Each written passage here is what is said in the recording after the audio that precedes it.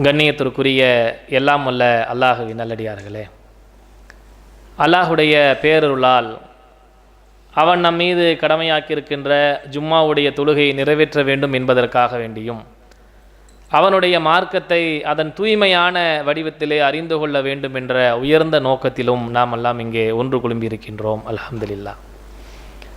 இந்த நேரத்திலே நாம் அறிந்து கொள்ளக்கூடிய மிக முக்கியமான ஒரு செய்தி, நாம் எந்த மாதத்தில் இருக்கிறோமோ இந்த மாதம் குறித்து மக்களிடத்திலே பல்வேறு தவறான நம்பிக்கைகளையும் தவறான நடைமுறைகளையும் ஃபாலோ பண்ணிக்கிட்டு வராங்க.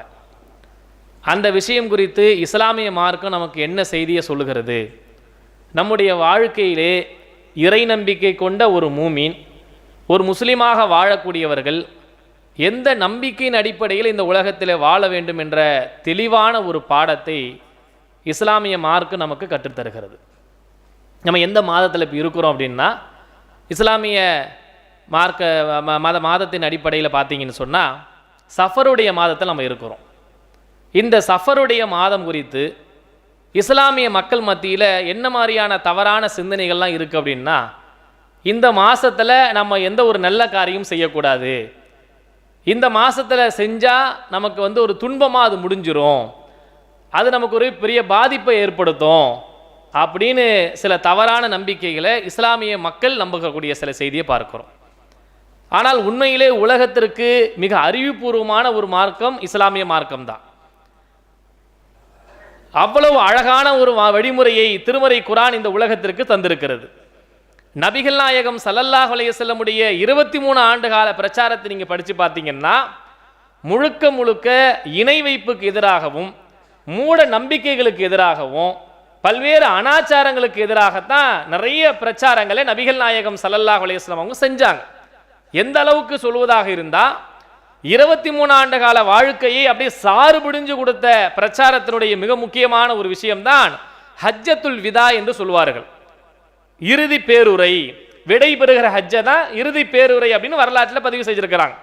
அந்த பேருரையிலே நபிகள் நாயகம் ஸல்லல்லாஹு அலைஹி வஸல்லம் சொன்னாங்க, இந்த சமுதாயத்திற்குரிய எல்லா மூட பழக்கங்களையும் இன்றைய தினத்தோடு என் காலுக்கடையில் போட்டு நான் அதை மூடுகிறேன். அதை எல்லாத்தையும் மூட பழக்கத்துக்கும் இஸ்லாத்திற்கும் எந்த சம்பந்தமும் இல்லை. மௌட்டீகியத்தில் இருந்து சமுதாயத்தை மீட்டெடுத்தவங்க தான் நபிகள் நாயகம் ஸல்லல்லாஹு அலைஹி வஸல்லம் அவங்க.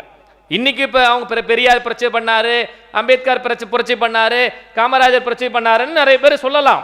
ஆனால் இதுக்கெல்லாம் முன்பாகவே 1500 ஆண்டுகளுக்கு முன்பாகவே நபிகள் நாயகம் ஸல்லல்லாஹு அலைஹி வஸல்லம் அவங்க இந்த சமுதாயத்தை மூட பழக்க வழக்கங்கள் இருந்தோம், பெண்ணடிமை தனத்தில் இருந்தோம், இனத்தாலும் மொழியாலையும் குலத்தாலையும் ஜாதியாலையும் வேறுபட்டு கறந்த எல்லாரையும் சரிசமமாக பார்க்க வேண்டும் என்ற ஒரு பார்வையை நபிகள் நாயகம் ஸல்லல்லாஹு அலைஹி வஸல்லம் அவங்க தான் இந்த சமுதாயத்தில் இதுக்கெல்லாம் முன்பாகவே விதிச்சுட்டு போனாங்க.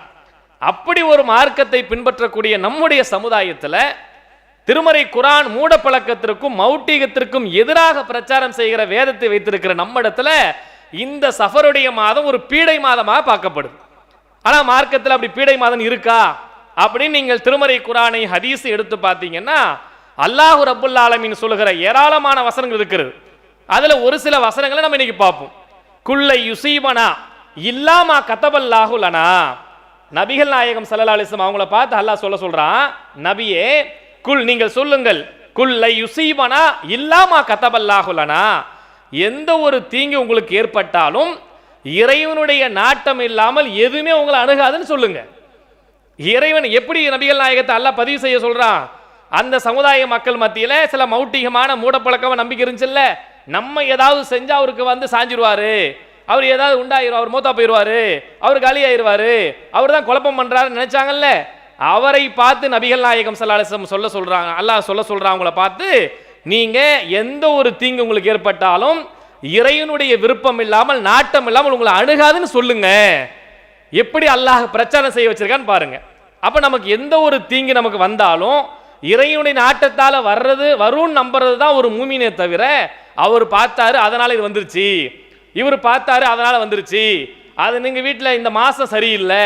சில பேர் நம்புறாங்களா, சில வீட்டுக்கு போனவொடனே கஷ்டம் வந்துச்சுன்னு வைங்க, இந்த வீடே தரித்திரம் பிடிச்சி விடுப்பா, இந்த வீட்டுக்கு எப்போ வந்தோனோ அந்த வீட்டுக்கு வந்ததுலேருந்து வியாபாரம் போச்சு, பிள்ளைகளுக்கு உடம்பு சரியில்லாம போச்சு, மனைவிக்கு உடம்பு சரியில்லாம போச்சு, இதெல்லாம் ஒன்று ஒன்றா வந்துக்கிட்டு பாய் அந்த வீட்டில் இருந்தோம் பாய், அது வரைக்கும் நல்லா பறக்கத்தான் இருந்துச்சு, வருமானம் கொளிச்சிச்சு, அது நிறைய நல்லா சூப்பராக வாழ்ந்தோம், இந்த வீட்டுக்கு வந்தோம் எல்லாமே நாசமாக போச்சு. அப்போ வீடு மூலியமாக ஒன்று ஏற்படுதுன்னு நினைச்சோம்னா இதுதானே ஷிர்கு, இதுதானே இணை வைப்பு. நம்ம இணை வைப்புனா என்ன நினைச்சுக்கிறோம்? கல்லையோ தட்டையோ தகடையோ தாயத்தையோ மண்ணையோ வணங்குறது இணை வைப்பு மட்டும் இல்லை.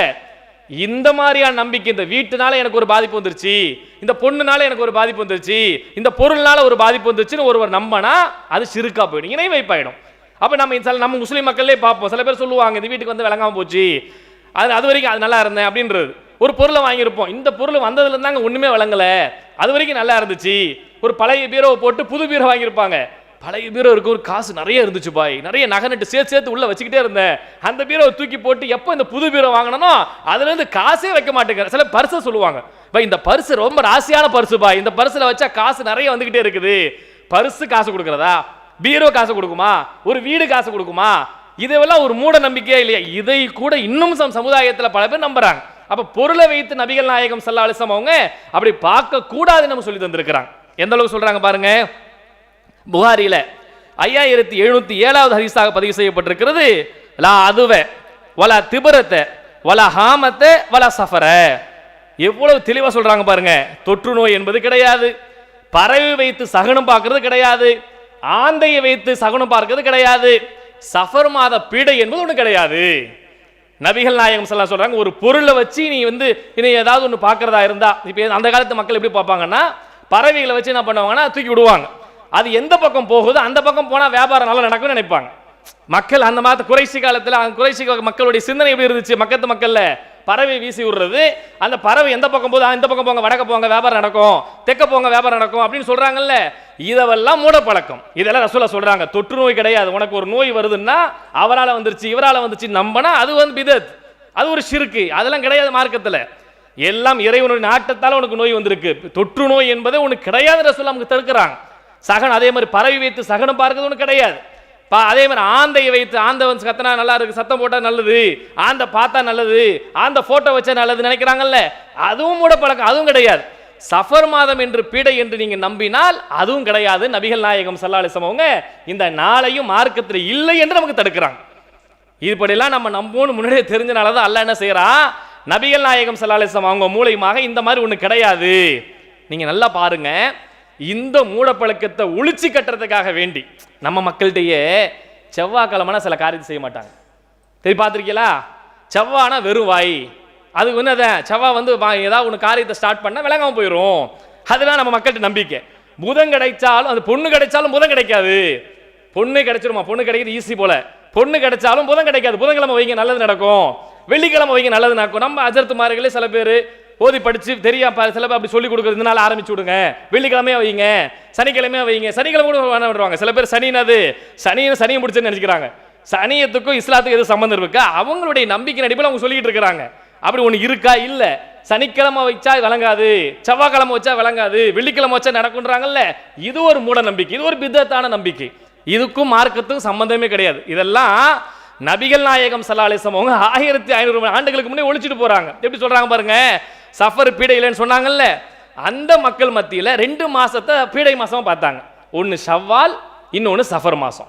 இந்த ரெண்டுத்தையும் பீடையை பார்த்தனால நபிகள் நாயகம் ஸல்லல்லாஹு அலைஹி வஸல்லம் என்ன செய்யறாங்கன்னா, அன்னை ஆயிஷா ரலியல்லாஹு அன்ஹா அவங்களை திருமணம் செய்கிற நேரத்தில் ஷவ்வாலுடைய மாசத்துல கல்யாணம் பண்றாங்க.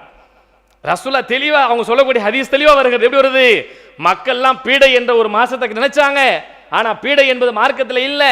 என்ன நபிகள் நாயகம் ஸல்லல்லாஹு அலைஹி வஸல்லம் கல்யாணம் பண்ணது ஷவ்வாலுடைய மாசம் கல்யாணம் பண்ணாங்க. அந்த மாசத்துல நாங்கள் குடும்ப வாழ்க்கையில் ஈடுபட்டோம் அப்படின்னு நபிகள் நாயகம் ஸல்லல்லாஹு அலைஹி வஸல்லம் செஞ்ச காரியத்தை அன்னை ஆயிஷா ரலியல்லாஹு அன்ஹா அவங்க அறிவிக்கிறாங்கன்னா என்ன தெரியுது?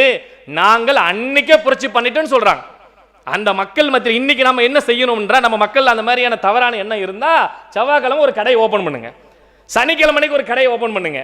கல்யாணம் பண்றதா செவ்வாய்க்கிழமை கல்யாணம் வைங்க, சனிக்கிழமை எது மூடப்பழக்கமா தப்புன்னு நினைக்கிறாங்களோ அதை மாற்ற நினைக்கிறதா இருந்தா என்ன செய்யணும்? அதுக்கு மாற்றம் இதெல்லாம் ஒன்றும் இல்லை, எல்லாமே அல்லாஹ்வுடைய நாள் தான், எல்லாமே அல்லாஹ்வுடைய மாசம் தான், இதுல நல்ல நேரம் கெட்ட நேரம் ஒன்றும் கிடையாது. நம்ம மக்களே நல்ல நேரம் கெட்ட நேரம் பார்க்குறாங்க. கல்யாணம் வைக்கிறதா கூட ஏதாவது காரியத்தை செய்யறதா இருந்தா கூட நேரம் பார்த்து இந்த நேரத்தில் வாருங்கள், முபாரக்கான வேலை, போடுமா என்ன செய்வாங்க, அவங்க என்ன போடுவாங்க, அந்த வாசகம் போடும்போது சுப முகூர்த்த நேரம் போடுவாங்க. நம்மால் என்ன பண்ணுவாங்க, அப்படியே அரபியில் அதை மாற்றி பரக்கத்தான வேலை, பரக்கத்து சொன்ன அது ஹலால் ஆயிடும் நினைக்கிறாங்கல்ல. பரக்கத்துனா உண்மையில பரக்கத்தான்றது மார்க்கத்தில் இருக்கு. ஆனால் இந்த நேரம் தான் பரக்கத்தான நேரம்னு அல்லாஹ் ரசூல் சொன்னாதான் அது பரக்கத். அது இல்லாமல் நானா உன்ன பரக்கத்துனா அது முசீபத்தாயிடும். நான் உன்னை வச்சு வைங்க அது முசீபத்தா மாறி போயிட்டு. அது ரசூலுல்லாஹ் சொல்றாங்க நல்ல நேரம் கெட்ட நேரம் என்பது மார்க்கத்தை கிடையாது. நம்ம மக்கள் இந்த காரியத்தை செய்யறாங்க. இந்த மாசத்துல இங்க வந்திருக்கக்கூடிய நம்ம எல்லாரும் செய்ய வேண்டிய வேலை என்னன்னா, யாரெல்லாம் இப்படி செய்யறாங்களோ அது மார்க்கத்தில் இல்லை. இந்த மாசமும் அல்லாஹ்வுடைய மாசம் தான், இதை ஒரு மாசம் ஒதுக்கி வைக்க கூடாது. யார் ஒதுக்கி வைப்பா? முஸ்லீம் அல்லாதவர்கள் என்ன செய்வாங்க, ஆடி மாசம்னா அது ஆடி வந்திருக்குது, இப்போ ஆடி மாசம் நம்ம இருக்கிறோம், ஆடி மாசம் தான் அவங்க என்ன செய்வாங்க, இந்த நாளில் நல்ல நாள் பண்ணக்கூடாது, கல்யாணம் பண்ணக்கூடாது, கல்யாணம் ஆனால் கூட பொண்ணும் அப்படி பிரித்து வச்சிருவாங்க, இந்த மாசத்துல நீங்க சேரக்கூடாதுன்னு பிரித்து வச்சிருவாங்க. அப்போ இந்த நம்பிக்கைலாம் யார்கிட்ட இருக்குன்னா முஸ்லீம் அல்லாதவங்கள்ட்ட இருக்கு. அது அப்படியே நம்ம டிப்போ காப்பிடிச்சா இதையே ரசூலுல்லாஹ் சொல்றாங்க பாருங்க. ஒரு விஷயம் என்னன்னா, முதல்ல நாளை நேரங்களை காலங்களை நம்ம திட்டக்கூடாது அப்படின்னு நபிகள் நாயகம் ஸல்லல்லாஹு அலைஹி வஸல்லம் சொல்றாங்க. புகாரில 4826வது செய்தியா பதிவு செய்யப்பட்டிருக்கு. அல்லாஹ் சொல்றான், எப்படி சொல்றான்னா, அஸ்ஸ வ ஜல்ல யுகுதீன இப்னு ஆதம யசுப்பு தஹர வ அன தஹரு. அதாவது ரசூலுல்லாஹ் சொல்றாங்க, ஆதமுடைய மகன் என்னை நோவினை செய்யறான். ஏன் நோவினை செய்யறான் தெரியுமா? அவன் நானே காலமாக இருக்கிறேன், ஏன் காலத்தை அவன் என்ன செய்யறானா, ஐயோ இந்த நேரத்தில் ஆரம்பிச்சு விளங்காம போயிடுச்சு, இந்த மாசத்துல ஆரம்பிச்சு விளங்காம போயிடுச்சுன்னு சொல்றான்ல. இதை நபிகள் நாயகம் ஸல்லல்லாஹு அலைஹி வஸல்லம் சொல்றாங்க, அல்லாஹ்வே காலமா இருக்கிறான், காலத்தை அவனே சுத்துகிறான், அதனால நீ இந்த மாசத்துல நல்லதாயிடுச்சு, இந்த நேரத்துல நல்லதாயிடுச்சுன்னு சொல்லி நாளையோ நேரத்தையோ காலத்தையோ நீங்க திட்டிடாதீங்க. அது திட்டினால் பாவமாக அல்லாஹ்வை திட்டுவதை போன்று. ரசூல் எப்படி சொல்றாங்கன்னா, இறைவனே காலமா இருக்கிறான், நீங்க காலத்தை திட்டாதீங்க, ஏன்னா அல்லாஹ் தான் காலத்தை இயக்குகிறான், அவன் தான் சொல்ல செய்கிறான். ரசூல் ஸல்லல்லாஹு அலைஹி வஸல்லம் அல்லாஹ் சொல்லுவதா சொல்றாங்க. அது அல்லாஹ் சொல்றான், என் கையிலே ஆட்சி உள்ளது, இரவு பகலை நானே புரட்டுகிறேன். அல்லாஹ்வுடைய கையில தான் இருக்குது, அவன் தான் இரவு பகலை சுழ வைக்கிறான் என்று நபிகள் நாயகம் ஸல்லல்லாஹு அலைஹி வஸல்லம் சொல்ற நேரத்தில் நாம எந்த நாளையும் எந்த நேரத்தையும் எந்த மாசத்தையும் எந்த வருஷத்தையும் நாம குறை சொல்லவே கூடாது. 2020 என்ன ஆயிடுச்சு, முசீபத்தான காலம், கொரோனா காலம், அது அந்த மாதிரி ஆயிப்போச்சு அப்படின்னு நம்ம ஒரு காலத்தை திட்டக்கூடாது என்பதை நபிகள் நாயகம் ஸல்லல்லாஹு அலைஹி வஸல்லம் சொல்ற செய்தியை பார்க்கிறோம். அதே மாதிரி இது போல பிற மதத்துடைய கலாச்சாரத்தை பின்பற்றாங்கல்ல, ஆடி மாசத்துல அவங்களுக்கு எப்படி ஒரு நல்ல நாள் கேட்ட நாள் பார்த்து இந்த மாசம் கல்யாணம் வைக்கக்கூடாது, இந்த மாசத்துல பொண்ணு மாப்பிள்ளை சேரக்கூடாது, இதுல அதை சாப்பிடக்கூடாது. நம்ம ஆளுங்களேங்க சில பேர் என்ன செய்யறாங்க தெரியுமா, பீஃப் சாப்பிடக்கூடாதுன்னு. பீஃப் நமக்கு ஹலாலா ஹராமா? ஹலால் தானே. பீஃப் சில பேர் சாப்பிட மாட்டாங்க. ஏன் அப்படி சாப்பிட மாட்டாங்கன்னா, பீஃப் சாப்பிட்டா குடும்பத்தில் சண்டை வந்துடும் நம்புறாங்களா? நம்ம மக்கள்லேயே பல பேர் பீஃப் சாப்பிட்டா, பீஃப் சாப்பிட்றதுக்கும் சண்டை வர்றதுக்கு என்ன சம்மந்தம் இருக்கு? ஏதாவது அறிவுபூர்வமான அர்த்தம் இருக்கா? அதெல்லாம் என்னது, சண்டை வர்றதுன்றது கோபம், ஒரு மனுஷனுக்கும் சைத்தான் ஏற்படுத்துற கோபத்தின் மூலமா வர்றது.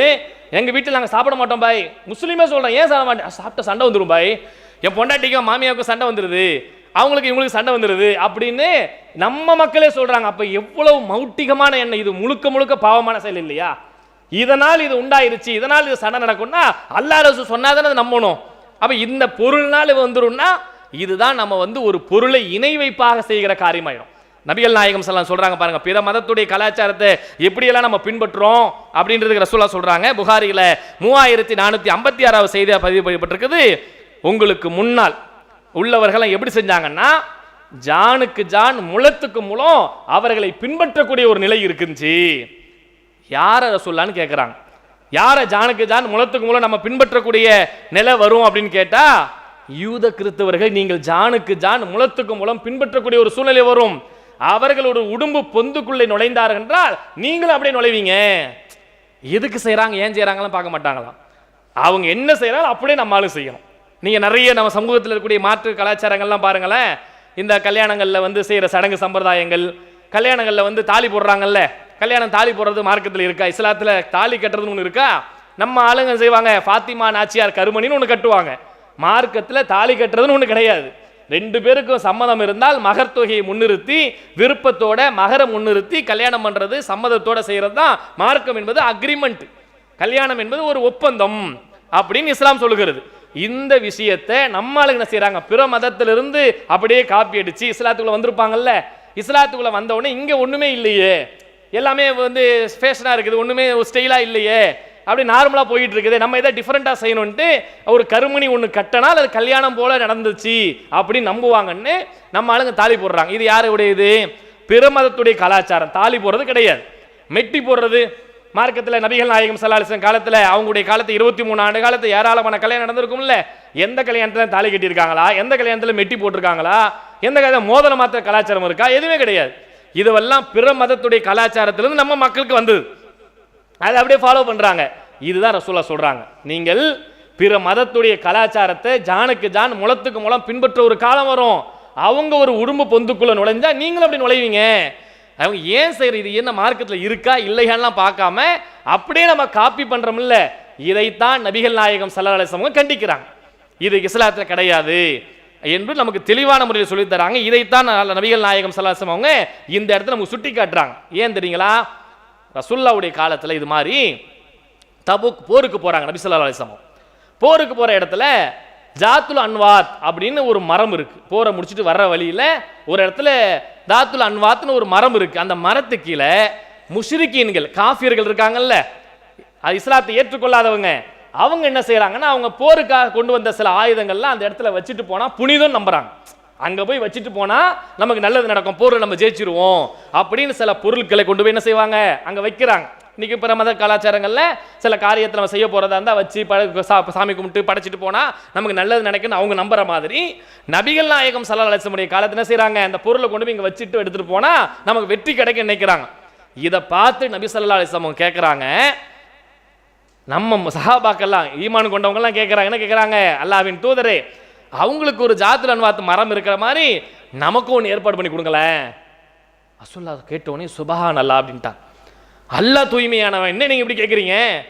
நபிகள் நாயகம் ஸல்லல்லாஹு அலைஹி வஸல்லம் அந்த இடத்துல பார்த்தோன்னே அதிர்ச்சி ஆயிட்டாங்க. அல்லாஹ் தான் எல்லாத்தையும் தரக்கூடியவன், எல்லாத்தையும் எடுக்கக்கூடியவன், நீங்க என்ன இந்த மாதிரி ஒரு விஷயத்தை கேட்குறீங்கன்னு ஆச்சரியமாகி அதிர்ச்சியாகி நபிகள் நாயகம் ஸல்லல்லாஹு அலைஹி வஸல்லம் அவங்க சொல்றாங்க, மூசாவுடைய காலத்தில் அவங்க எப்படி கடலை கடந்து போன பிறகு அவங்களுக்கெல்லாம் பல தெய்வங்கள் இருக்கிற மாதிரி எங்களுக்கு சில தெய்வங்களை ஏற்படுத்தி கொடுங்கன்னு கேட்டாங்களோ அந்த மாதிரி நீங்க கேட்குறீங்களப்பா. எல்லாமே அல்லாஹ்வுடைய நாட்டத்தால் நடக்குன்னு உங்களுக்கு தெரியாதா? இறைவன்ட்ட தான் நம்ம துவா செய்யணும் உங்களுக்கு தெரியாதான்னு நபிகள் நாயகம் ஸல்லல்லாஹு அலைஹி வஸல்லம் அவங்க அந்த நேரத்தில் கண்டிக்கிறாங்க. இந்த இடத்துல வச்சுட்டு போனா, இந்த செயலை செஞ்சுட்டு போனா, இங்க இருந்து புறப்பட்டு போனா என்றெல்லாம் நம்பாதீங்க. இதெல்லாம் மூடப்பழக்கம், இப்படி நம்ப கூடாது. இது இணை வைப்பு. நபிகள் நாயகம் ஸல்லல்லாஹு அலைஹி வஸல்லம் இந்த மக்களுக்கு அறிவுரை சொல்றாங்க. அப்ப இந்த மாதிரி நம்ம சமுதாய மக்கள்கிட்ட இந்த மாசத்தை ஒரு பீடை மாதமாக இதுல நம்ம நல்ல காரியம் செய்யக்கூடாது அப்படின்னு நம்ம நினைச்சால் இந்த பீடையை ஓட்டுறதுக்காக சில பேர் பீச்சுக்கு போவாங்க, சில பேர் கடற்கரைக்கு போவாங்க. அவங்களுடைய ஊர்களுடைய கலாச்சாரத்தின் அடிப்படையில் சில ஃபார்மாலிட்டிஸை செஞ்சுட்டு வர்றாங்க. எந்த ஃபார்மாலிட்டிஸுக்கும் இஸ்லாத்திற்கும் எந்த சம்மந்தம் கிடையாது. இப்படி செஞ்சால் முழுக்க முழுக்க அது பாவமாக நம்முடைய அமல்கள் எல்லாமே வீணாயிரும் என்று நபிகள் நாயகம் ஸல்லல்லாஹு அலைஹி வஸல்லம் கண்டிக்கிறாங்க. நம்முடைய அமல்கள் வீணா போக கூடாது என்றால் ரசூலுல்லாஹ் சொன்ன மாதிரி செய்யணும். அதுக்கு தான் ரசூலுல்லாஹ் சொல்றாங்க, ஒவ்வொரு காரியமும் இஸ்லாத்துல புதுசா ஒன்று செஞ்சீங்கன்னு வைங்க, குல்லு பிதாத்தின் லலாலா வ குல்லு லலாலத்தின் ஃபின்னார். நீங்கள் புதுமையாக இஸ்லாத்துல ஒன்றை உண்டாக்கினால் அது ஒவ்வொன்றுமே பிதஅத்து, வழிகேடு. அந்த ஒவ்வொரு வழிகேடும் உங்களை நரகத்தில் கொண்டு போய் சேர்த்துரும். நம்ம நரகத்துக்கு போறதுக்காக இந்த காரியத்தை செய்வோம். யாரோ நம்ம மார்க்கத்தில் அமலுன்னு ஒன்று செய்யறதா இருந்தா, நன்மைன்னு ஒன்று செய்யறதா இருந்தா சொர்க்கத்துக்கு போறதா எல்லாம் செஞ்சுக்கிட்டு இருக்கிறோம். ஆனா நம்ம அறியாத ஒரு பாவத்தை செஞ்சா அந்த அமலே கொண்டு போய் நரகத்தில் சேர்த்துரும். மார்க்கத்தில் இல்லாத, நபிகள் நாயகம் ஸல்லல்லாஹு அலைஹி வஸல்லம் சொல்லாத ஒன்றை நான் அமலுன்னு நானா ஒரு ஆசைப்பட்டு நானா விருப்பப்பட்டு ஒரு காரியத்தை செஞ்சா அது என்ன செய்யணுமா, குல்லு லலாலத்தின் ஃபின்னார், ஒவ்வொரு வழிகேடும் உங்களை நரகத்தில் கொண்டு போய் சேர்த்துருன்னு நபிகள் நாயகம் ஸல்லல்லாஹு அலைஹி வஸல்லம் கண்டிக்கிறாங்க என்றால் நம்ம சிந்திக்கணும். இங்கே தான் நம்ம சிந்திக்க வேண்டிய முக்கியமான ஒரு விஷயம் இருக்கு. எந்த காரியத்தை அமல் என்று நாம் செய்வதா இருந்தாலும் ஒன்று அல்லாஹ்வுடைய வேதத்தில் இருக்கா, நபிகள் நாயகம் ஸல்லல்லாஹு அலைஹி வஸல்லம் சொல்லி இருக்கிறாங்களா, குர்ஆன்ல இருக்கா, ஹதீஸ்ல இருக்கிறதா, இது ரசூலுல்லாஹ் வழிகாட்டி இருந்தா நான் செய்வேன் என்று நம்பணுமே தவிர முன்னோர்கள் சொன்னாங்க, பெரியவங்க சொன்னாங்க, தெரிஞ்சவங்க சொன்னாங்க, இவங்க வயசானவங்க சொன்னாங்க, படித்தவங்க சொன்னாங்க என்றெல்லாம் மார்க்கத்தை ஒன்று ஃபாலோ பண்ணவே கூடாது. எது செய்வதாக இருந்தாலும் அல்லாஹ் ரசூல் சொல்லி இருக்கிறதா என்று பார்த்து செய்தால் நம்ம மறுமையில் வெற்றி அடைஞ்சிப்போம். அங்கே நம்ம வெற்றி அடையணும் என்றால் இங்கே நம்ம ஃபாலோ பண்ண வேண்டியது குர்ஆன் ஹதீஸ் மட்டும்தான். அல்லாஹ்வுடைய வேதத்தில் இருக்கா, நபிகள் நாயகம் ஸல்லல்லாஹு அலைஹி வஸல்லம் சொன்னாங்களான்னு நீங்க பாருங்க. எவ்வளவு பெரிய ஹஜ்ரத் சொன்னாலும் சரி, அவங்க பெரிய பெரிய ஜுப்பாக்கள் போட்டு தொப்பி வைத்து தாடி வைத்து சொன்னாலும் சரி, அவர் சொல்வது குர்ஆன்ல இருந்தா ஃபாலோ பண்ணிக்கலாம், அவங்க சொல்றது ஹதீஸ்ல இருந்தா ஃபாலோ பண்ணிக்கலாம். தோற்றத்தை வச்சோ உருவத்தை வைத்தோ அவங்களுடைய பேச்சு துணிகளை வைத்தோ ஒன்றும் நம்பாதீங்க. நிறைய பேர் வராங்க யூடியூப்ல, இந்த துவாவை 600 முறை ஓதினா உங்க வியாபாரம் அன்னைக்கு குளிக்குன்றார். அப்படியே உட்காந்து பச்சையா போய் சொல்றாப்புல. என்னன்னா இது எந்த ஹதீஸ்ல இருக்கு, எந்த குர்ஆன்ல இருக்கு பார்த்தா எங்கனமே இல்லை, எதுலுமே இல்லை. இதை 4444 முறை ஓதுங்க, உங்க வீட்டில் பெரிய பரக்கத்து கொட்டும், உங்களுக்கு குழந்தை உண்டாயிரும்னு உட்காந்துக்கிட்டு ஆலிம்சா மாதிரி தோற்றத்தோட ஜுப்பா போட்டு தொப்பி வைத்து பெரிய தாடி வைத்து பேசுறார். அப்ப இதையெல்லாம் பார்த்து நம்ம ஏமாந்துடக்கூடாது. எதை சொல்லுவதா இருந்தாலும் நீங்க தோற்றத்தை வச்சு ஏமாறாதீங்க, ஹதீஸுகளை பார்த்து குர்ஆனை பார்த்து நம்புங்க. இதுதான் இஸ்லாமிய மார்க்கம் நமக்கு சொல்லுகிறது.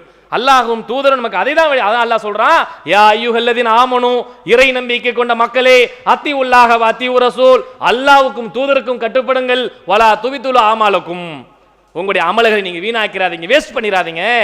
அல்லாஹ் நமக்கு கட்டளையிடுறது என்னன்னா, இறை நம்பிக்கையாளர்களே அல்லாஹ்வுக்கும் ரசூலுக்கும் கட்டுப்படுங்க. உங்களுடைய அமலை வீணாக்க, நீங்க செய்யறது நல்லதுன்னு நினைச்சு செஞ்சுட்டு இருக்கிறீங்க, எதுவும் கெட்டதாகி பாவமாகி நரகத்தில் கொண்டு போய் சேர்க்கக்கூடிய வேலையாக ஆகிவிடக் கூடாது என்பதை நபிகள் நாயகம் ஸல்லல்லாஹு அலைஹி வஸல்லம் உணர்த்துறாங்க. அப்படிப்பட்ட விஷயத்தை புரிந்து செயல்படுகிற நன்மக்களாக அல்லாஹ் ரப்புல் ஆலமீன் எப்படி நம்மளை வாழ சொல்கிறானோ அப்படி வாழுகிற சிறந்த மக்களாக மூமின்களாக வாழ்ந்து முஸ்லிம்களாக மரணிக்கிற நற்பாக்கியத்தை நம் அனைவரையும் அல்லாஹ் ரப்புல் ஆலமீன் தந்தரல வேண்டும் என்ற துஆவோடு நிறைவு செய்கிறேன். வாஹிர் தாவானா அல்ஹம்துலில்லாஹி ரப்பில் ஆலமீன்.